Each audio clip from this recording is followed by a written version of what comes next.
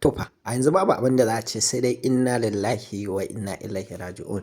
Domin kuwa sojoji sun ce sun ƙara yin wani kuskure a yayin kai hari, inda sojojin Najeriya suka sake kashe tarin fararen hula a jihar Neja da ke arewacin Najeriya. Rahotanni daga jihar Neja sun ce wani harin sojin Najeriya ta sama ya kashe fararen hula da dama a matsugunan su, inda yake gab da garin Kasasu a ƙaramar hukumar Shiroro ta jihar da ke tsakiyar ƙasar.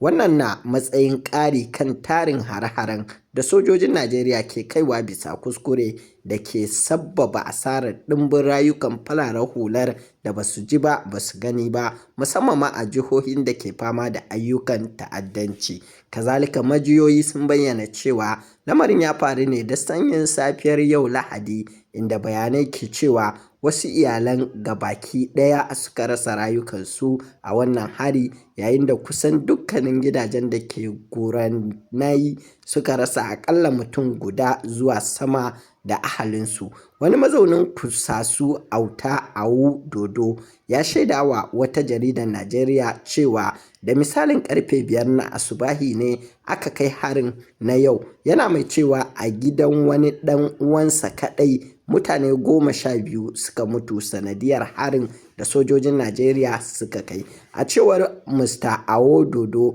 galibin waɗanda harin sojojin ya ritsa da su mutane ne da suka tserewa hare-haren 'yan ta'adda a Kusasu.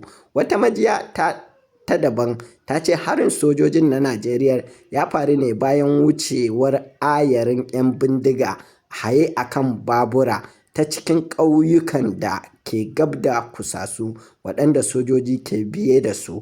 Majiyar ta ce da farko sojojin sun fara jefa bom guda a kogin Kusasu gabanin sake jefa bom na biyu a Goronai, wanda shi ne ya yi ɓarnar. Har kawo yanzu dai rundunar sojojin Najeriya ba ta ce uffam ba game da wannan hari da aka kai wa fararen hula.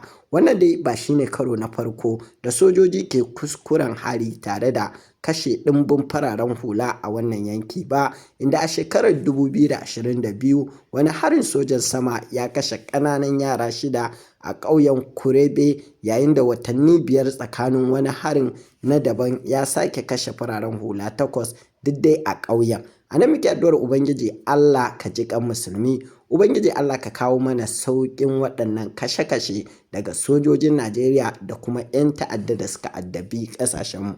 Ubangiji Allah ka zaunar da ƙasarmu lafiya, ka ba mu shugabanni adalai, amin summa amin.